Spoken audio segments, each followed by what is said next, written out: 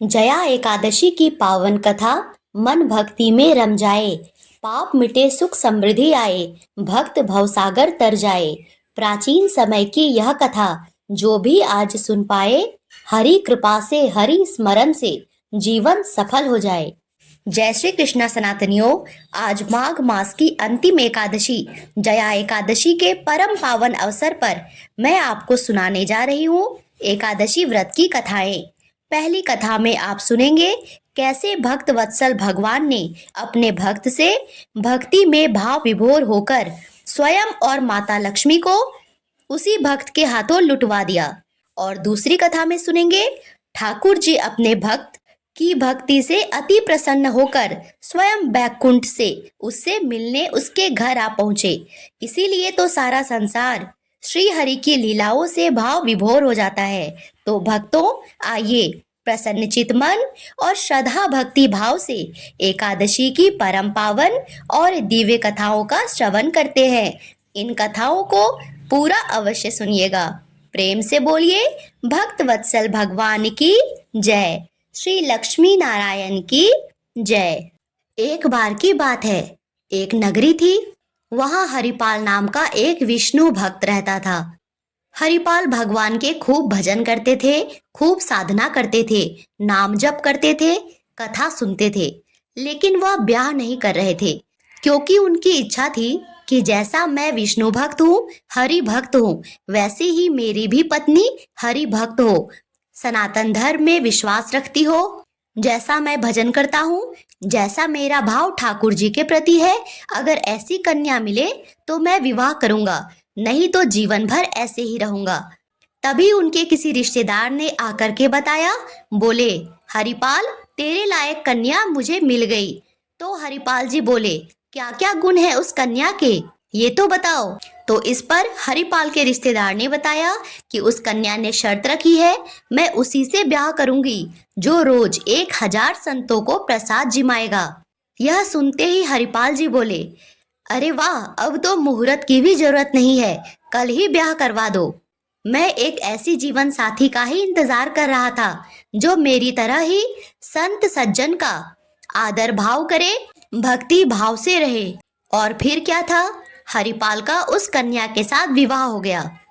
अब क्या था, अब तो हर दिन ही हरिपाल के भक्त में साधु सज्जनों का जमावड़ा लगने लगा।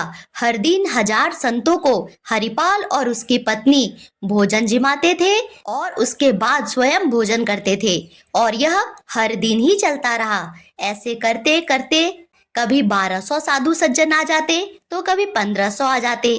क्योंकि अब देखो, अगर कोई संकल्प ले ले कि मैं 1000 महात्माओं को प्रसाद पवाऊंगा, तो क्या 1200 या 1500 आने पर उन्हें मना कर देगा?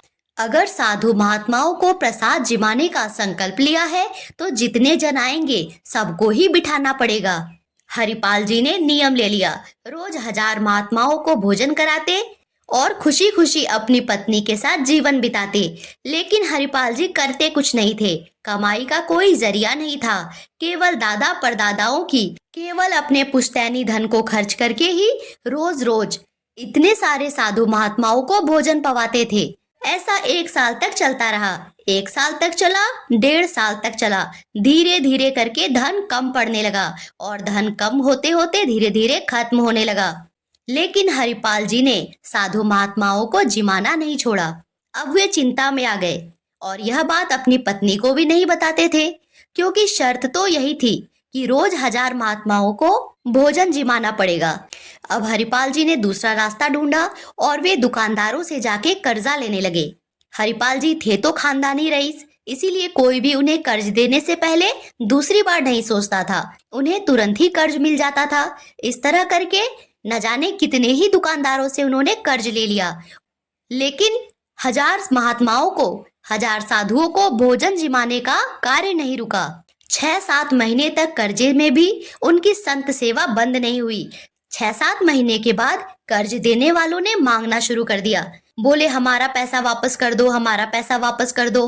लेकिन जब हरिपाल जी किसी का भी पैसा वापस नहीं दे पाए तो पूरे नगर में यह हल्ला हो गया कि भैया हरिपाल जी अब पहले जैसी स्थिति में नहीं है, इनको कर्जा देना बंद कर दो।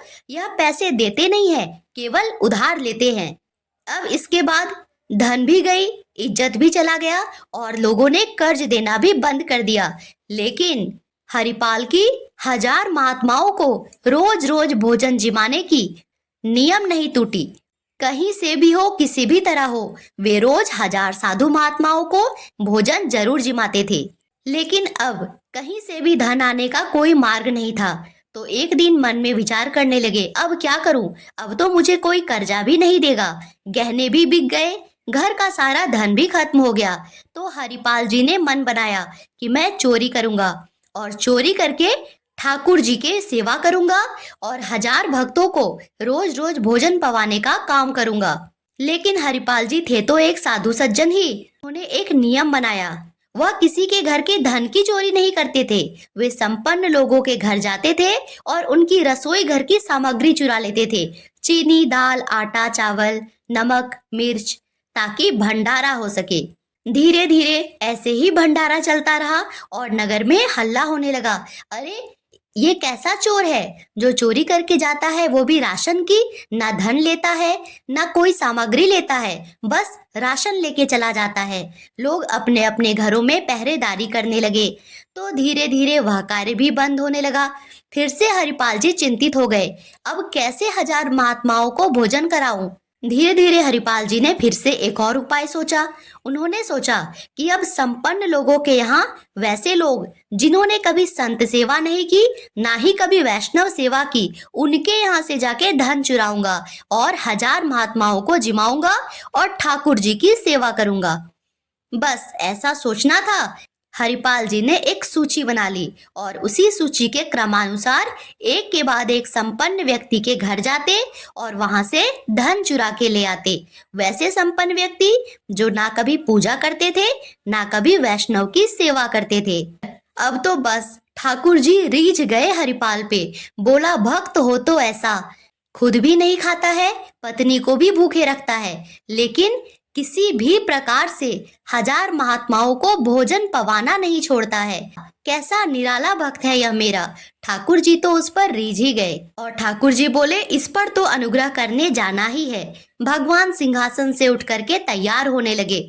सिर के ऊपर पाग बनाया, जेवर जवाहरात से खुद को भर लिया, कई सारे हार पहने, कानों में कुंडल पहने, सारी उंगली में अंगूठियां पहनी, पैर में सोने की जूती पहनी, चमकदार रेशमी वस्त्र पहने, उसमें न जाने कितने ही स्वर्ण आभूषण और हीरे जवाहरात लगे थे।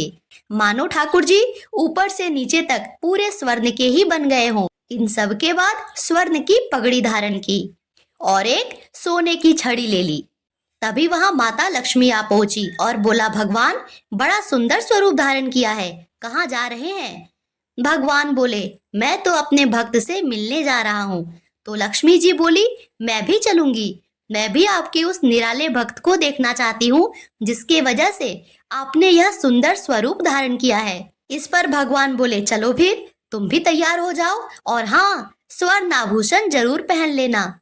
माता लक्ष्मी हंसने लगी, बोली, ठीक है स्वामी, पहन लूंगी। और फिर ठाकुर जी बन गए एक सेठ और माता लक्ष्मी बन गई एक सेठानी। दोनों ने मन में विचार किया कि आज तो हरिपाल को दर्शन देना है। और इधर हरिपाल जी की स्थिति तो देखो, अब संत सेवा के लिए कहीं से भी धन नहीं मिल रहा था। तो हरिपाल जी ने एक उपाय सोचा और जाकर एक मार्ग पर बैठ गए। सोचने लगे कि यहाँ से जो भी कोई धनवान निकलेगा उसको ही लूट लूंगा, लूट के भाग जाऊंगा, सारा धन संत सेवा में लगा दूंगा।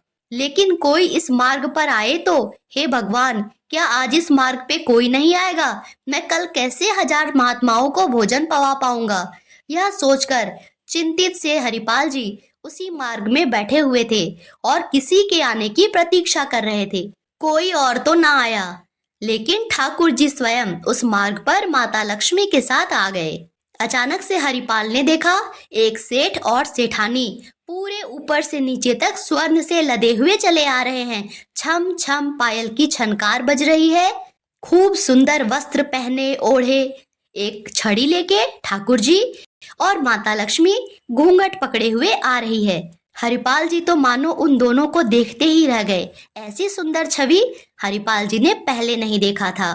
ठाकुर जी के रूप की और माता लक्ष्मी के श्रृंगार की क्या ही कहने थे, मानो सारा सौंदर्य ही उनके सामने फीका हो। लेकिन हरिपाल जी को अपनी दुविधा याद आई। उन्होंने तुरंत सोचा, चलो अच्छा है, कोई तो आ रहा है और ये तो इतने धनवान लग रहे हैं, इससे तो मेरा 10 साल का भंडारे का व्यवस्था हो जाएगा। यह सोचकर हरिपाल जी मंद मंद मुस्काने लगे और जैसे ही सेठ और सेठानी नजदीक आए, हरिपाल जी ने बोला, जय श्री कृष्णा। इस पर सेठ जी भड़क गए, क्या सुबह सुबह भगवान का नाम लेता है? तुम सब एक जैसे हो, पाखंडी ढोंगी। मुझे यह सब नहीं सुनना। मुझे कोई ठाकुर सेवा पसंद नहीं, मुझे किसी भगवान का नाम लेना पसंद नहीं। हमने सुना है कि इस गांव में एक चोर रहता है। पहले वह चोरी करता है और फिर उस पैसे से संत सेवा करता है। यह सब हमें सारी बातें पता है, इसीलिए हमारे सामने भगवान का नाम मत लो। हरिपाल जी समझ गए कि यह एक तो बिल्कुल भागवत विमुख है, इसकी तो एक अंगूठी भी मुझे नहीं छोड़नी, इसके सारे जेवर ले जाऊंगा। अगर यह जय श्री कृष्णा बोलता तो मैं एक आध गहने तो इसके छोड़ ही देता, लेकिन यह तो भगवान का नाम सुन के ही बिगड़ रहा है। इसका इसका तो मैं एक गहना नहीं छोड़ूंगा, इसकी छड़ी भी ले लूंगा। हरिपाल ने उनसे बोला, हाँ भैया, एक आदमी रहता तो है, डकैत है वह इस गांव का।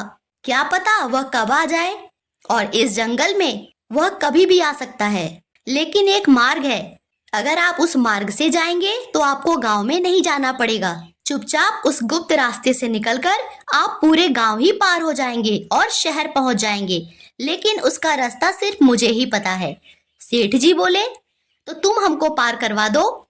हरिपाल जी बोले, मैं पार तो करवा दूंगा, लेकिन मेरे घर कुछ मेहमान आए हैं और उनके भोजन आदि की व्यवस्था के लिए मैं बाजार आया था, पर मेरे पास धन नहीं है। यदि आप मुझको कुछ दे दो तो मैं घर पर व्यवस्था करके तुरंत आऊंगा और आपको लेकर के गांव पार करवा दूंगा। ठाकुर जी मन मन मुस्काए, फिर उन्होंने उसे कुछ सोने की मोहरें दी। ये लो, इससे तुम अपने घर की व्यवस्था कराओ। हरिपाल जी ने सामग्री खरीदी और पहले घर पर व्यवस्था करके आए और फिर पत्नी से कहा, जाओ और भोजन प्रसादी बनाओ, संतों को पवाओ। संत पूछेंगे मैं कहाँ हूँ तो कहना वो 10 साल की व्यवस्था करने गए हैं। और खुशी खुशी हरिपाल जी वापस जंगल की ओर चल पड़े। वहां अभी भी भगवान और माता लक्ष्मी हरिपाल की प्रतीक्षा में खड़े थे। वहां पहुंचकर हरिपाल ने उन दोनों से कहा, आइए मेरे साथ चलिए, और हाँ, बिल्कुल मेरे ठीक ठीक साथ ही चलना। ठाकुर जी और माता लक्ष्मी साथ में चलने लगे। जैसे ही विहंगम जंगल में पहुंचे, भयंकर भयानक जंगल, बीच जंगल में पहुंचकर ही हरिपाल ने पीछे मुड़कर देखा कि हाँ, दोनों आ रहे हैं। तुरंत उसने अपना रूप ही बदल लिया, सर की पगड़ी खोल नीचे बिछा दिया और एक लाठी हाथ में लेके तेज तेज चिल्लाने लगा, मैं ही हूँ वो डकैत, मैं ही हूँ हरिपाल। लाओ, जितने स्वर्ण आभूषण है, जो भी धन है, सब इस वस्त्र पर डाल दो, एक चीज भी नहीं छोड़ना, नहीं तो तुम जानते हो मैं तुम्हारा क्या करूंगा।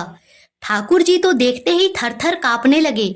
इस पर धीरे से माता लक्ष्मी ने ठाकुर जी को बोला, कैसा नाटक कर रहे हो? रावण के आगे भी नहीं डरे, कुंभकर्ण के आगे नहीं डरे, हिरण्यकश्यप के आगे नहीं डरे, और हरिपाल के आगे तो ऐसे कांप रहे हो। भगवान तो मन की बात समझ जाते हैं। कोहनी मार के बोले, तुम भी कांपो, क्यों नहीं कांप रही हो? इस पे लक्ष्मी जी ने हंसते हुए कहा, ठीक है, और फिर दोनों ही डर से कांपने लगे। भगवान जानते थे कि ये भक्त है हमारा, इसने हमारे लिए अपना सब कुछ गवा दिया, वैष्णव संतों के लिए सब कुछ लुटा दिया। कभी भी किसी दूसरे के पैसे से खुद के सुख के बारे में नहीं सोचा, खुद खाली पेट सोया, लेकिन फिर भी हर दिन हर पल इसी चिंता में रहा कि कहीं 1000 महात्माओं को खिलाने का संकल्प न टूट जाए।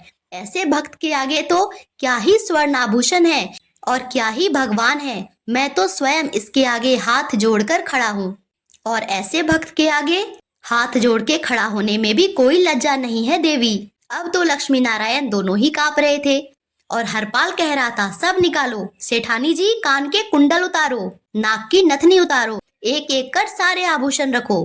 भगवान ने भी अपने सारे आभूषण उतार के रख दिए, बस अपनी छड़ी पकड़ के थे। हरिपाल ने बोला, इसे भी रख दो। भगवान जी बोले, भैया यह तो हमारे बुढ़ापे की लाठी है, अगर इसे रख देंगे तो हम गिर जाएंगे, कैसे चल पाएंगे। इस पे हरिपाल ने बोला, जब मैं जय श्री कृष्णा बोल रहा था तभी तुम मुझ पर चिल्ला रहे थे, अब तो तुम्हारा कुछ भी नहीं छोड़ूंगा, या छड़ी भी रखनी होगी तुम्हें।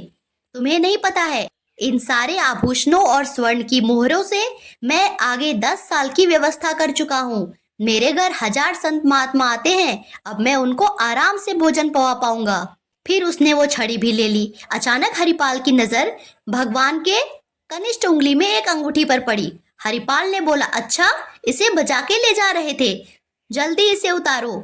भगवान बोले, अरे भैया, यह मेरी बचपन की छोटी सी अंगूठी है, यह कभी हाथ से निकल ही नहीं सकती है, अगर मैं इसे निकालना भी चाहूँ तो भी नहीं निकल सकती है। इस पे हरिपाल ने बोला, देखो जरा कैसे नहीं निकलती, और उसने भगवान का हाथ पकड़ लिया। हाथ पकड़ते ही उसे समझ में आ गया कि अरे ये तो साक्षात भगवान है, क्योंकि वह खुद भी एक संत सज्जन था। उसने कभी दूसरे के धन से स्वयं के सुख की कल्पना भी नहीं की थी, ना ही वह एक भी पैसा खुद पर खर्च करता था। उसे धन केवल और केवल साधु महात्माओं की सेवा के लिए चाहिए था। तत्काल लक्ष्मी नारायण अपने असली स्वरूप में आ गए। हरिपाल हाथ जोड़े खड़ा था, उसकी आंखों से अश्रु की धारा बह रही थी। वह भगवान के चरणों में गिर पड़ा और बोला, भगवान, आपकी ही सेवा करने के लिए, आपके ही भक्तों को जिमाने के लिए मैंने आपको ही लूट लिया। मैं बहुत बड़ा पापी हूँ, मुझसे बहुत बड़ा अधर्म हो गया। हे भगवान, इसकी तो कोई क्षमा नहीं है। अब मैं क्या करूं? क्या मेरे सारे पुण्य खत्म हो गए? यह मैंने क्या कर दिया? इस पर भगवान ने उसे उठाते हुए कहा, उठो हरिपाल, तुम मेरे एक अनन्य भक्त हो। मैं तुम्हारे लिए बैकुंठ से यहाँ आया हूँ ताकि मैं तुम्हारे दर्शन कर सकूं। ऐसे भक्त मिलना तो मेरे लिए सौभाग्य की बात है। हरिपाल भी माता लक्ष्मी और भगवान विष्णु को देखकर खुश तो बहुत था, पर ग्लानि में भी था। भगवान ने हरिपाल को हृदय से लगा लिया और बोला, तुम्हारा मार्ग गलत था, परंतु तुम्हारा उद्देश्य गलत नहीं था। मेरे जनों की सेवा ही तो थी, मेरे भक्तों की सेवा ही तो थी। मेरी बात सुनो, आज तुम्हें ग्लानि हो रही है कि तुमने दूसरों के धन को चुराकर संत सेवा में लगाया, तो तुम्हें यह नहीं पता कि ना जाने अपने गांव के कितने ही लोगों का तुमने भला कर दिया, क्योंकि उनके धन से जब तुमने वैष्णव सेवा किया, साधु महात्माओं को जिमाया, तो जिसके धन लगे थे पुण्य भी उन्हीं को प्राप्त हुआ। इस तरह तुमने ना जाने कितनों को ही पुण्य बांटा। हम तुम पर अति प्रसन्न हैं। हरिपाल भगवान के चरणों से लिपट गया। कृपालु भगवान बोले, यह सारा धन जो हमने तुमको दिया है वह आगे 10 साल के लिए नहीं होगा, बल्कि जब तक तुम जीवित रहोगे तब तक जितनी मर्जी चाहे संत सेवा करो, जितनी इच्छा हो उतने साधु महात्माओं को भोजन पवाओ, कभी कम नहीं पड़ेगा। हम इसीलिए ये सारे स्वर्ण आभूषण और धन लेकर आए थे कि तुम्हें कभी किसी से मांगना ना पड़े और ना ही मेरे भक्त का संकल्प टूटे। हरिपाल भक्ति भाव से विभोर हो गया, उसका मन गदगद हो गया। ठाकुर जी निराले हैं, सुना तो बहुत था, आज देख भी लिया। फिर उसने भगवान से बोला, भगवान, मेरी एक प्रार्थना है, जैसे आपने मुझे दर्शन दिए, कृपा कर मेरी पत्नी को भी दीजिए। उसके शर्त की वजह से ही मैंने यह संकल्प पूरा किया, इसका श्रेय तो मेरी पत्नी को ही जाता है। इस पर ठाकुर जी और माता लक्ष्मी हरिपाल के संग सेठ सेठानी के रूप में उसके घर गए और हरिपाल और उसकी पत्नी को दर्शन देकर, आशीर्वाद देकर वापस बैकुंठ लौट गए। हे लक्ष्मी नारायण, जैसी कृपा हरिपाल और उसकी पत्नी पर किया, सभी पर करना, सभी के घर अन्न धन और भंडारे से भरना। प्रेम से बोलिए, भगवान श्री हरि विष्णु की जय।